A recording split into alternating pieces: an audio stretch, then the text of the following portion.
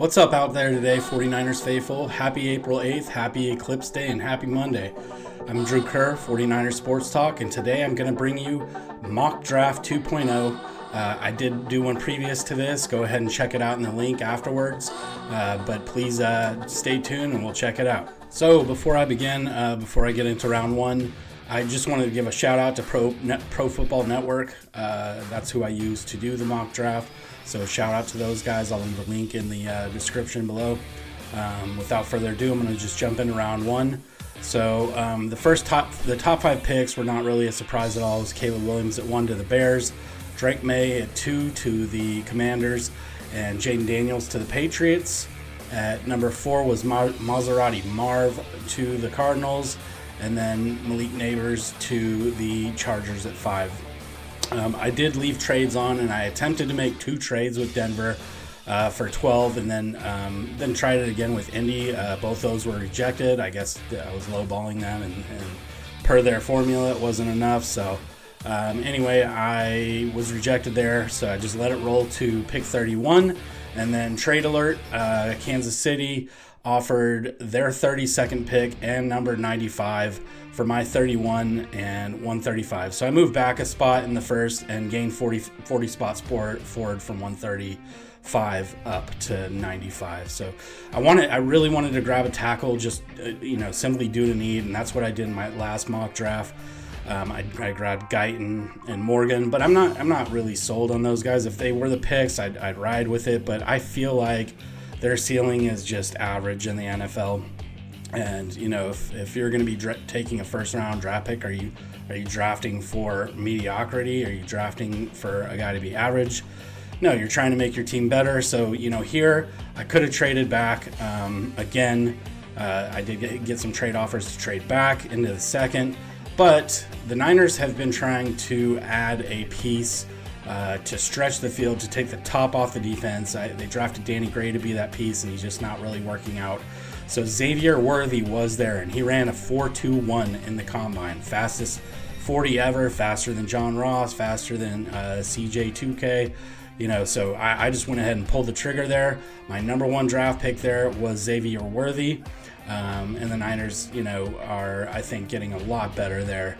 If they can get a guy to legitimately take the top off the defense and really make those safeties have to worry about a guy who can be a home run threat over the top. And that just opens up everything for Debo, Kittle, Ayuk, McCaffrey, Juice, like all those guys underneath. All the Yak brothers will be able to eat if they have a guy that can take the top off the defense. Here's a look at his, combine grade. So he did grade a 6.26. Not crazy good. They're saying he's going to be an average starter, but they said that about a lot of players. They said that about George Kittle. They said that about Fred Warner. They've said it about a lot of guys who became elite in the NFL. So this is just, I think based off the combine, and you can't just put all your stock into the combine. He had a production score of 81, which left him as the 5th ranked wide receiver in the combine. Athleticism score was almost 100, off the charts, number 1. So, they're looking at him as the best athletic wide receiver in the entire draft. So there's a chance, just because of the 40 time, he gets picked before 31, before 32, so he could be gone. But there is a lot of receivers, ahead of him, like Rome Odunze or Doomsday, or however you say his name, and obviously Marvin Harrison Jr., some other guys like that, Brian Thomas, Malik Neighbors. So those guys are probably going to go ahead of that. And so, wide receivers could get pushed back a little bit in the draft. So it's not too far out of the realm of possibility. He had a total score of 88, which was 3rd. Obviously, the 4.21 40, the 1.49 10-yard splits, insane. 41-inch vertical, and it's almost an 11-foot broad jump. So there it is. A record. Don't rush this thing here. An unofficial 4.25 in his first run, and he's going to run it again to try and get John Ross's 4.22. Here it goes. Oh! Keep going. He might just keep running right out of the stadium. The roar of the crowd. That is awesome. J.J. McCarthy and Roman Wilson greet him. A 4-2-2 unofficial.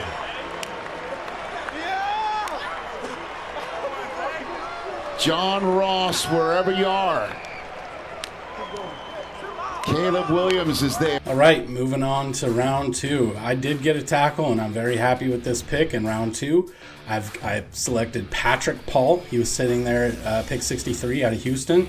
His 81.8 offensive grade led the tackles in the Big 12 Conference. He also finished with 98.9% pass blocking efficiency. At the 2024 NFL Combine in Indianapolis, Paul ran a 5.13 40-yard dash, a 1.77 10-yard split, a 29-inch vertical jump, a 7.65 three-cone drill, and he produced 30 reps on the bench press. He's a big, giant, powerful guy that can move well. Had to pull the trigger. He was a great player for Houston and did very well and helped himself at the Combine. Also, he's a mammoth, like I said, at 6'8", 330. He started his final games at left tackle. So there is a possibility that he could slide to left tackle after Trent Williams hangs it up. As a side note, the Dolphins did do a trade offer, which in real life would have been worth considering. It involved 2 2025 picks and a swap of the Niners' second and their third. So it was a very good value pick. Had it been real life, I definitely would have considered it because it was a lot for next year's draft. And, having draft capital in each draft is the only way to help you get better. Anyway, here's a look at his 40 at the Combine. 36. Thing, and then make sure everyone get to the drills. Thank you, sir. Get to the drills. Yeah, if you can't block a guy in the first 10, you're probably not going to get him in the next 30. But there is literally a sigh of relief after all these guys are done with the 40s, and he was really kind of the glue guy, kind of got everybody on the same page. That was a good rep right there. Sorry what I missed, gentlemen. Darren Bates came up, host of the Raw Room podcast, played on the Tennessee Titans, great individual. Nice plug. You miss your Michigan boy. Nugent, I did catch him stepping under himself a little bit. He needs to be a little more. Patrick Paul, that's a large human being. Yeah, you could just see he's a high-hip guy, He's too. high Like, cut. when he gets down in his stance, he's That's not Gets a an little moist. enjoyable experience. That's where you want to go in shotgun formation. yeah, absolutely. Back it up. 5 minutes late for the meeting. Mm-hmm. And Parcells says, well, why don't you wait for him? I have a feeling that wasn't. Hey, Sean, you see the Patriots Dynasty documentary? You seen it? So in round 3, the Niners had 2 picks, so they had 94 and 95. This was part of the trade with Kansas City from the first round, in which I acquired 95. So I get back-to-back picks here. Miami tried to give me future picks again, tried to trade back, pick 158 in their 2025 third rounder, so hard pass there. Browns tried it with 95, pretty much the same thing. Nope, not going to do it. Pick 94. I started out with a linebacker. I think that the linebacker position is very much in question right now. They do have D. Winters and Jalen Graham that they drafted last year, but with Dre Greenlaw likely not coming back till probably November, I know there's some ambitious expectations on his behalf to be back by week 1, but I just can't see it happening. Even if it does happen, he's not going to be 100% this season. So having the extra help at linebacker is not the worst idea. And with 2 picks back-to-back here, the Niners can afford to go ahead and try to swing for the fences with this draft pick. So with pick 94, I went ahead and I got Trevin Wallace out of Kentucky. He's way too talented and way too productive for me to pass him up here. And here's a career look at his stat line at Kentucky. He had 93 solo tackles. He had 73 assists, 166 total tackles. He had 18 tackles for loss, so he's able to shoot those gaps and just eat people up like Pac-Man. Sacks, he had 10 of them for a linebacker. That's a really good stat. He had 3 picks for 40 yards, 13.3 average on those return yards. He had a pass defense and 2 forced fumbles in his career. So every year that he was there, they went to a bowl game. And, he ran it. He had a pretty productive combine, so he helped himself there. And I think the third round is almost a steal for this guy. He could go in the second round. So here's a look at his 40. Running the 4.4s and you're 30th in sacks and you're and last in third down defense, you get that reaction. Yeah. And you hold the 4th pick. Nice. Interesting. Point that out. 4.52. That is a for great Kevin time. Wallace. And here's a look at his combine grades. He had a production score of 70, athleticism score of 86, third in the combine, total score of 76. So they have him ranked as the 7th best linebacker, but I think he's better on the field than this combine grade. He ran a 4.51, like I said before. His 10-yard split was 1.62, vertical of almost 38 inches, and a broad jump of 10.7. So for a linebacker as big as him, carrying as much muscle as him, I think that is quite a good score. Pick 95 was also a no-brainer for me, and I couldn't resist. I could not believe he made it down this far. He probably will not make it this far in real life, but for the sake of this, if somehow he did, I would definitely take him here. The pick 95 in round 3 was Javon Solomon. He was NCAA sack leader. He was very high up in quarterback pressures as well.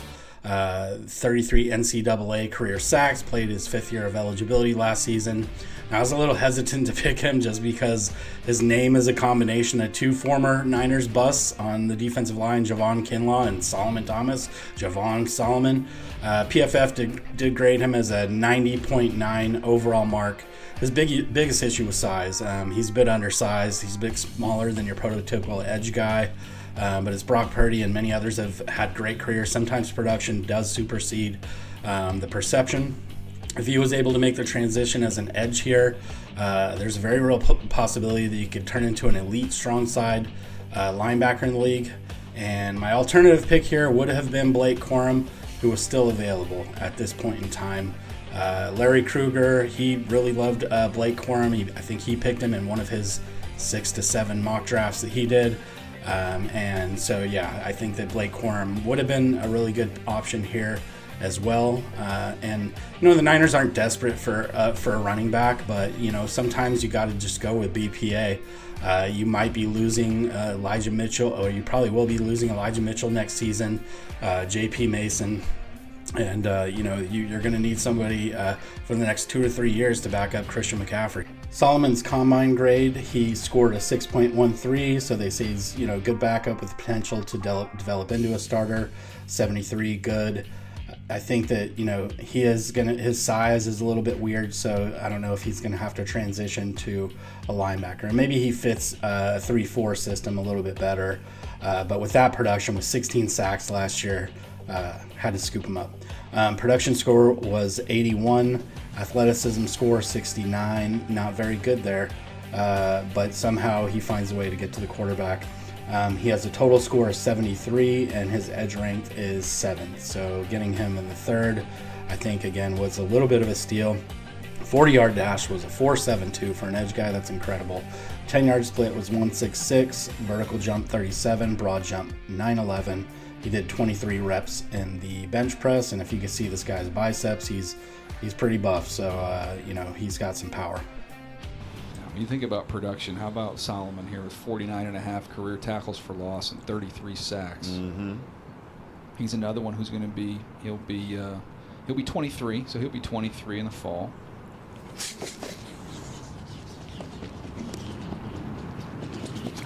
Yeah, he's easier. Much better time yeah, he there. just relaxed.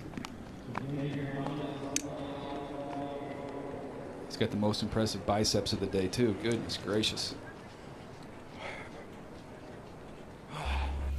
In round 4, there was 2 picks, just as there was in round 3, but that's because of a trade I made. So trade alert with the pick 101, which is the pick I traded for, the very first pick in day 4. I chose first-team All-American Blake Corum, who still was there with the first pick of the 4th round. I proposed a trade to Carolina, which they accepted. I proposed pick 124, pick 251, and 2 2025 late-round picks for the first pick of day 3. Blake Corum fell out of the 3rd round, and I had to come up and select him. So with that, we'll take a look here in a second at his 40-yard dash, and then I'll go ahead and look at his combine grade.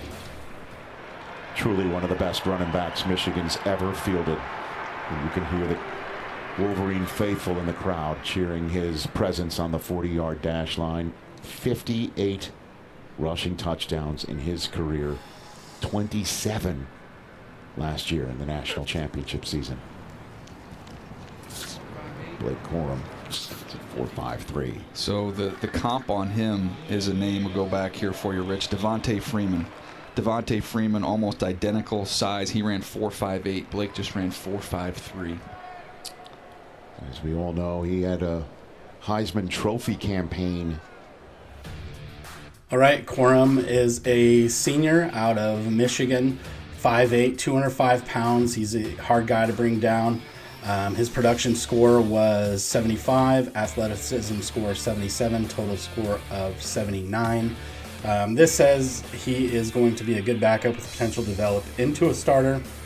So he might be the guy to take over for CMC here in a few years when CMC hits that magical age of 29, 30 years old where running backs just, kind of start falling off the avalanche of production. And so 6.15 is a decent grade. Corum could be that guy to fit in Shanahan's system and, keep the ball rolling for years to come. 40-yard dash of 4.53. His comp, I think, as you guys heard there, his comp is Devontae Freeman, who played with Shanahan in Atlanta. So, if he could do that, he had a 0.05 better 40-yard dash.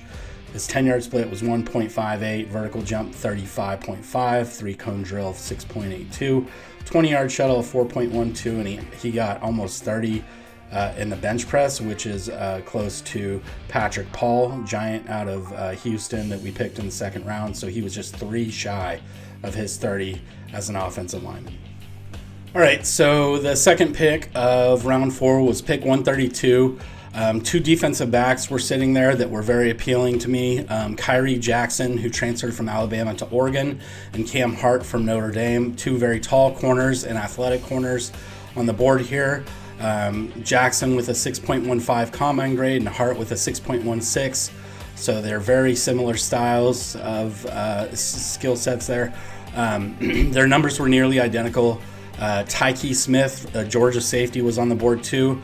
But the pick I went with due to most production, and like I said, we're trying to do a production-based draft here, mostly. And so the guy I went with is called Keaton Oladapo, who's 6'1", 210 pounds. He has a very good range out of Oregon State. And, he was very appealing for a multitude of reasons. He, I think, would fit in this defense very well, whether it's next to Brown and allowing Hufanga to be that star player that roams and kind of follows people, or maybe even Brown. I think Larry Kruger brought this up, and I think it's a valid point. I think that Brown and Hufanga kind of both project as strong safeties, so you kind of need a rangy guy to cover the deep half of the field, to kind of play center field. I think Brown can do it. Brown has a lot of traits that remind me of Ed Reed, or Steve Atwater, somebody like that, sort of a rangy guy who can pick the ball off, has very good ball skills. He had a few picks last year, one big pick in the Super Bowl. And, I think Brown could do it, but I do think that Staley does run. He's comfortable with running some 3 safety sets. He did it in San Diego. Derwin James was kind of that guy. And this guy actually reminds me a little bit of Derwin James as well, Keaton Oladapo. So if, they were to draft him, I think they could go with a lot of 3 safety sets and maybe scoot Lenore out to the edge or out to the outside where he's actually done well too. So I think that would have a very good tackling secondary, which creates some insurance for the linebackers, which they may need until Dre Greenlaw gets back. They may need some help, and we don't really know what the new defensive line is going to look like without Eric Armstead. So there's a lot kind of in limbo, but I think this would be a good piece to plug in there. Oregon State. He had a huge hit against the Washington State quarterback. That's a good time at that size. 4.58. He's got a second-round draft choice from the Jets in his back pocket too. And Jordan Love looking the way that he looked? Well, to me, it was the impressive thing of the first and second year receivers that he's getting the ball Oh, out there, gosh, and tight yes. ends. I mean, they are all young. How much of the team that you keep running into, how much does that factor in your roster building? Oh, it definitely does. I mean, Rich, we always go back. I mean, an Egg McMuffin on one of those, I guess, well, at any rate. And I saw potatoes on the side there, Potatoes on the And side. I told him that was a red flag. He applies it. Tyler Newbin, from everybody that I've talked to that's visited with him, raves about it. And I think that's what's led to the production with 13 career interceptions. He just gets a really good jump on everything. I don't think he's... All right, moving into his combine grade, like I said, out of Oregon State. He's 6'2". They have him listed as 6'2". I think he's in between 6'1", 6'2". 216, so the original weight that I gave you I don't think was quite up to date. So 216, and his production score was 66. Athleticism score is 67. Total score is 68. They have a prospect grade of 6.17, which is average. But, he did get a 4.58, so he's got some good quickness. He's got some range. 10-yard split was 1.59. A vertical jump of 36 and a broad jump of 9.9. He did 15 in the bench. So I think, there's room to improve there, but combines aren't anything. And if you put the tape on, this guy's all over the field. He would fit in terms of his motor, his playing through the whistle. The guy attacks the ball. He has that swarming mentality that the Niners like, that they're probably trying to get back. I think they lost a little bit of that last season, that swarm mentality, and I hope they get it back this season to where it's all hands on deck, everybody to the ball like a heat-seeking missile. All right, round 5. I always picture round 5 down to round 7 as people that could turn into players. You take a flyer on them because you think maybe they could turn into a starter, but a lot of times the scouting department, coaches, GMs, everybody looks at round 5 through 7 as developmental players. And so I just kind of went with that approach, but I do think that some of these guys are a little bit better than their draft grade. And I do think that a couple of them, especially my last pick in round 6, which we'll get to here in a minute, could be guys that do that. So jumping into the pick 176, I went ahead and got another tackle. And I think that the Niners are really going to try to beef up the tackles in this draft, just because this may be Trent Williams last year. A lot of people don't really like McKivitz. McKivitz is an average tackle in the NFL. He's nothing elite. He does have some elite traits, but he just isn't consistent with them. So, and who knows, maybe he'll grow into it and just be a solid right tackle. But the big piece that the Niners got to try to replace is a left tackle here in the next year or two. So I do think that they should try to go into this with the approach of trying to groom the next guy, and I do think getting him a year earlier than the year of, and just trying to rely on a rookie, unless you're going to go down the road of free agency. But there's not always a lot of good options, and I don't think that in 2025 there is a lot of good options, and nobody's going to be as good as Trent Williams no matter who they get. So that said, I went with pick 176. I went with Garrett Greenfield, offensive tackle out of South Dakota State. He is a senior this year, and so here was his 40-yard dash. 38 inches. He broke the vertical record for offensive linemen. That's with a pound of silver on his neck, too. Oh. A better time. Good for him. It seems like the gold standard around here is 5'1", 5'16". And he did have good film. His combine grade was a 5.95, so under 6. So they say average backup or special teamer, but he's 6'6", 311. He has plays with good bend. His production score was 60. His athleticism score was very high, 82, and that gave him a rank of 5th in the combine. So total score of 73. I think getting him here in the 5th round would be great. 5.22, 40-yard dash, 1.77, 10-yard split, vertical jump, 38.5. Broad jump, 9.5, and 3-cone drill, 7.76, 20-yard shuttle, 4.85. So that said, I think that this guy has a lot of upside, and I do think that he could develop into a solid starter. He could be, somebody that just totally surprises everybody. But I like this pick here, and I don't like it. I don't love it as much as I love the Patrick Paul pick. But I think having 2 solid guys going into camp like this, 2 solid rookies, would be great. I mean, I'd be very happy with it. I don't know about you guys. You can leave your thoughts in the comments and let me know what you think about that. Moving right along into round 6, and I have 2 picks here too because of the trade. We don't have a 7th. That was part of my trade to Carolina. So with round 6, there's pick 208 and pick 215.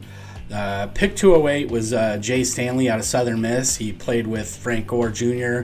Over there, and I don't have a video here. He wasn't a participant. He didn't get a invite to the combine, but I did catch a couple of Southern Miss games, and he stood out to me as somebody who is just again all over the field. And I've got 2 safeties in this draft, but I think it's necessary to stock up on DBs. The Niners only have 5 currently, so I think that there's a pretty big importance on trying to shore up the secondary this season. So that said, I'm just going to move right along past this pick. Like I said, I don't have any video here, so we're just going to get into pick 215. Okay, in the final pick of this draft, I actually love this guy. I think that he reminds me a lot of George Kittle, just personality-wise. He's a little bit of a beast. He's kind of a slower George Kittle, but George Kittle was kind of slow. If you go back and look at his Iowa film, he looked like he was moving in slow motion. Some of these guys look like they're moving in slow motion, but they're actually going pretty quick. I think that Callan Castles, tight end out of Tennessee, is one of those guys. He had a very solid pro day. Kind of looks like Kittle a little bit. His features and stuff like that. He looks a little bit, and this quote kind of sounds like something Kittle would say.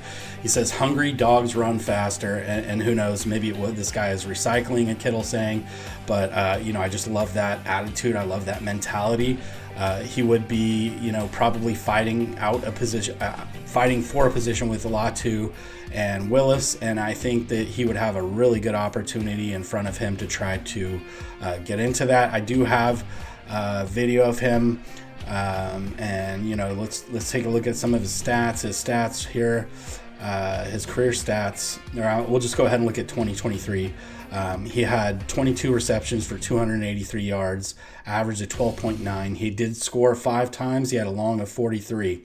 So, and then, 2022, a little bit more yardage, a couple more receptions, 2 touchdowns. 2021, and he had 387, 27 receptions for 387, 4 touchdowns, and his long was 49. So he does have, the ability to take it, the distance for half a field. But, he does remind me of Kittle. He was more of a blocking tight end, but the times he took advantage of his opportunities. And Kittle's stats weren't, mind-blowing or off the charts or anything like that coming out of Iowa, because they were a running football team. I think Tennessee does throw the ball more. They just don't throw it that much to the tight end. And so I think that, he comps to Kittle a little bit. He looks like Kittle a little bit. And some of the things he says are kind of Kittle-esque. And so he did participate in his pro day. No combine invite, but I think this guy could be a sneaky good pick in the 6th. Or if they decide to keep, their 7th, unlike I did with a trade, if they do have their 7th round pick, they could use him here. He might even go undrafted just because there wasn't a lot of attention, so you might get him as an undrafted free agent. But if you want him on your roster, you take him and you don't, leave it to chance that he goes to Kansas City or someplace like that and blows up. 6th 100-yard rushing game. But they're going to go to the air here. Pass caught. That goes to the tight end, McCallum Castles. Coverages with not that many guys in the box. Quickly to the outside, as this is McCallum Castles. Milton throws complete. Again, it's Castles in the slot. Milton looking to the right, and he finds Castles. Big fella running hard and with an injury. Here's Milton. 3-man rush, 8-man drop. Dumps it off underneath. It's McCallum Castles. Nico over the middle to Castles. Touchdown! There, the ball just whistling off there, and then they come right back, go tempo. Here it is, the tight end. Castles breaks the tackle to the end zone. Touchdown! With that said, I hope you guys enjoyed this mock draft, and please go ahead and subscribe and like if you did, and thanks for hanging in there, and I hope you guys have a good rest of your week. We'll see you next time. Thanks. Take care.